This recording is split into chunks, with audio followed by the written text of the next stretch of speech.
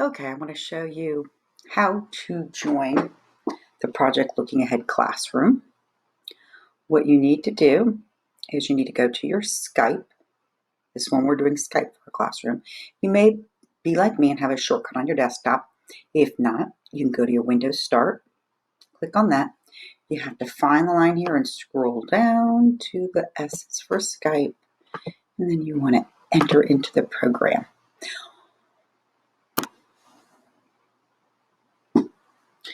Then you're going to click your sign in or create. For the last week, we've encouraged you to create accounts. So at this point, you should be doing the sign in process. You will type in the email you used to create your Skype account.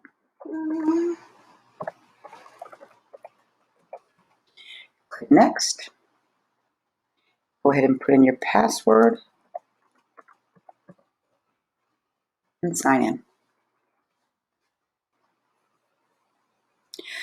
This happens every great once in a while. So what it's telling me is I need to go to the accountlive.com from a browser. In other words, I have to open up the website. So I'm going to Google. I'm going to click here. I'm going.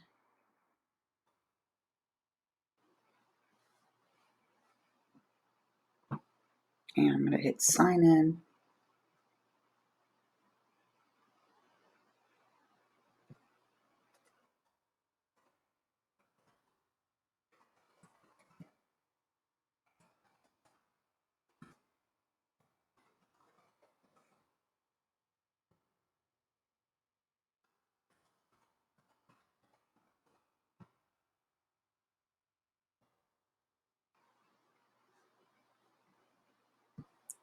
So my account's been locked. There's some activities that violate the agreement. And then they want to send me a verification code. So I've got to put a phone number in that you can get that code sent to. Oh, they won't be able to send it to that number. Okay.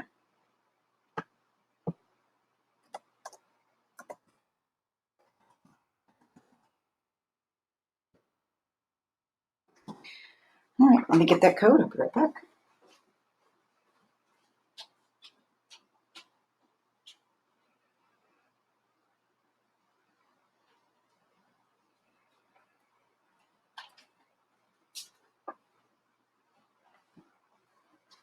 So once the code has been text messaged to you, you simply type it into the screen. So they sent me a number that says 0763. Submit. My account has been unblocked. Okay, let's go back in.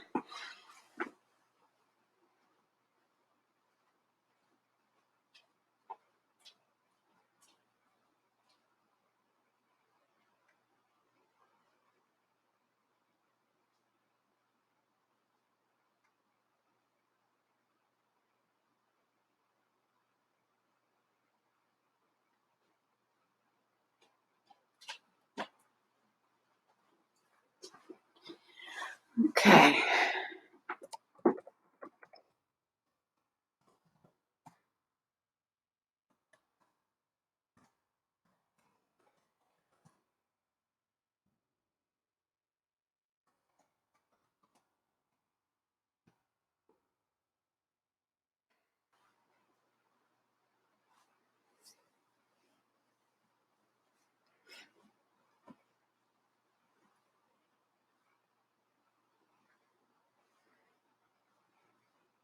Okay, you can choose a profile picture if you'd like. We're just going to go ahead and move on.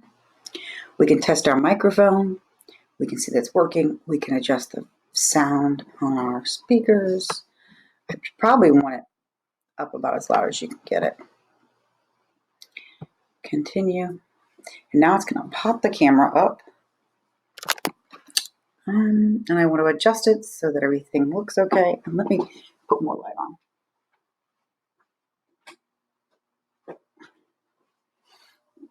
There, that's a little bit better. You can also find your contacts. Of course, you should have already found me, and I would have given you the links for the class. So I am Project Looking Ahead. If you haven't done it, you need to find me here, Project Looking Ahead, and send me a message. So let's go into the chat that we have had together by clicking here. And I have sent several different like Skype classrooms chats that you can connect to. The first one will be our real one. Then we have this one. This is the room for yoga right here because it says room for yoga. This one down here is a practice one that I'm working on today. So I'm going to click on it. And I'm going to be able to join the conversation because the conversation has already been started. It's going to give you a preview again of what everything looks like over here. Notice my background. I think this is really neat. You can barely see what's going on in my background because I have blurred my background. Great idea. You never know what you might have back here that you don't want people to see. Oh, look, you can see it more clearly now. Or if I'm recording and we know Dallas may run in the middle of the room and it could be a distraction. So having this thing on blur can help a lot. But the blur is this button down here. So I can unblur. And now you can see my beautiful Disney pictures. But we'll go ahead and keep it on blur. Maybe you're having a bad hair day. You don't feel like participating via the camera. You can always turn it off. What will happen is your initials will appear here. From here, we have to click one more time into the join call. Pretty clear what it is. It's a nice big green button. So I'm going to click on that.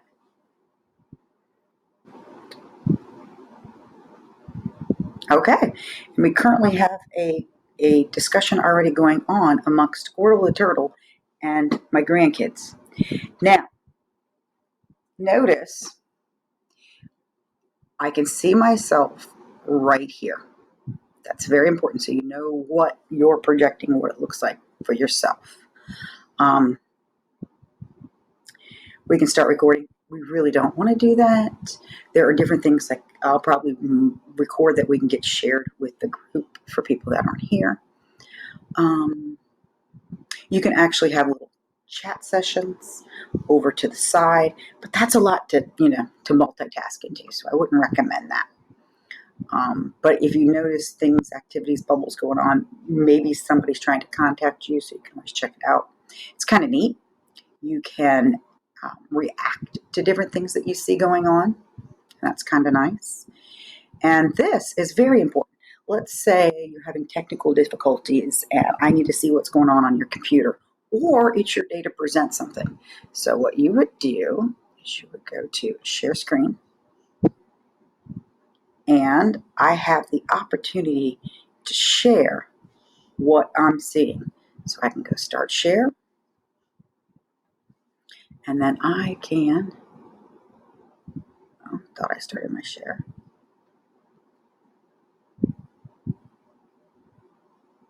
Switch.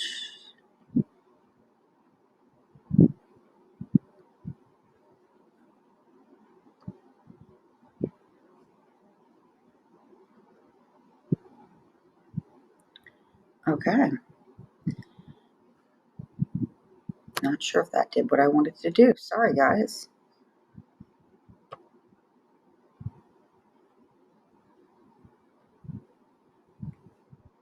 I clicked that little screen share button there. Okay, so this is something more I need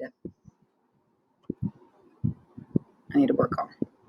Okay, back into our classroom. One of the things that I think is going to help you a whole lot is we got this more button, and if you need to, for some reason, hold the call, or you can blur or unblur, or you want to switch out of your camera, you can do all those things right here. Also, you have the option to, if you notice up here where your picture is, when I clicked, your name's going to appear. When you hover, I should say, not click, so I'm hovering. Now it's not wanting to appear. Here we go. Okay, never mind. You click, this appears, and I can down arrow, and I can mute the microphone. This is really, really important. Let's say you're on the computer and a phone call comes in. You can come up to your picture, click on it, or hover. It seems to be hover now, and then mute the microphone. Let's see. There's another cool feature over here too. This is your call layout. This is your call layout. This is very, very neat. This is the grid view. This is where different people will pop in. We see right now the grandbabies are in the one picture and Squirtle Turtle's in the other picture. But I can also go into a speaker view. And what happens in speaker view, whoever's making noise or whoever's chatting, you're going to hear. Yeah, Squirtle the Turtle is hooked up to Becca's account, and that's Becca being chatty, doing all that talking. This indicates that the grandkids are on mute. They can't talk to us. And if you click window, we just have a lot of different features that can go on. I like the float. It gives you more room.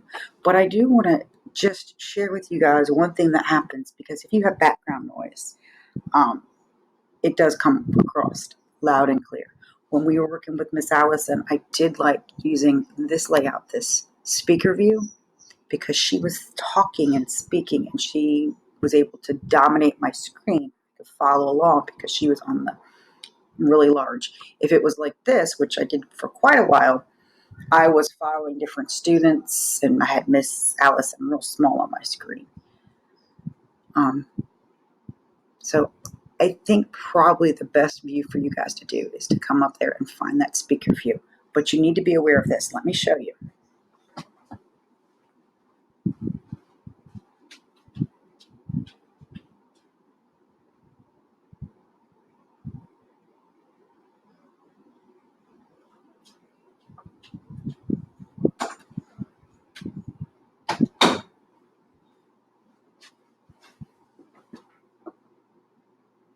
Okay. I don't have it quite set right. Hold on.